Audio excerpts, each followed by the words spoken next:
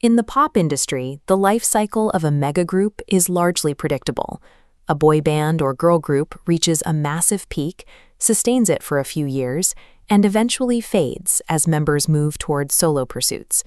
It is rare for these performers to build their own management ecosystems capable of outlasting their active years on stage. SB19 is attempting to break that cycle. To prove their rise was a result of strategy rather than luck, the group needed to develop a repeatable formula that could be applied to new talent. The true measure of their legacy has shifted from their next hit song to their ability to launch a self-sustaining successor under their own banner. On April 18, 2026, 100,000 attendees gathered at the SMDC Festival Grounds for SB19's Wakas at Simula Finale. The audience expected a look back at the group's history, a concluding chapter for the era. Instead, the event served as a launchpad for the future, the surprise stage debut of Xonara.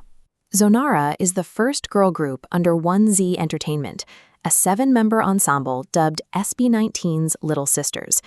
This appearance functioned as a high-stakes test, allowing the agency to prove their new corporate model directly to their primary audience. Traditional idol debuts typically rely on years of auditions and a slow media rollout to build interest from scratch. 1Z Entertainment intentionally skipped that process, instead tapping directly into SB19's established and loyal fanbase, A10. This diagram shows the mechanics of audience transfer, where a parent group funnels their existing viewers directly to a sister group. This allowed Xonara to bypass the typical startup phase, securing instant viewership for their debut.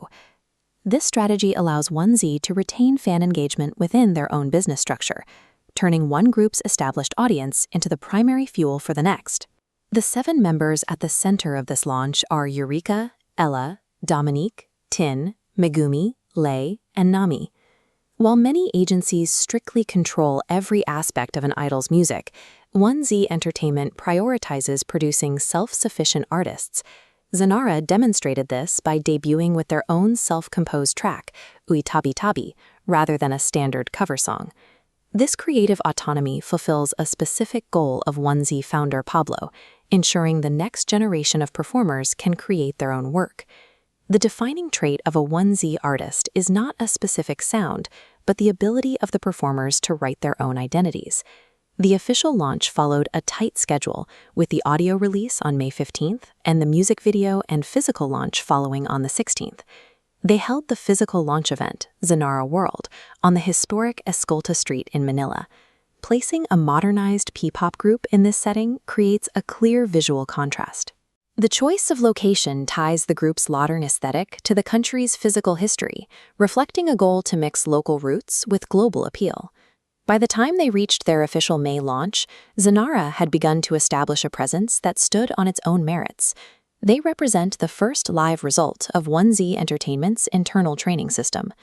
While SB19 broke Billboard records, the infrastructure they've built to train new talent may eventually prove to be their most significant contribution to the industry. The dominance of the manufactured idol is shifting. With Xonara, 1Z Entertainment is setting a new precedent for the self-sufficient P-pop artist.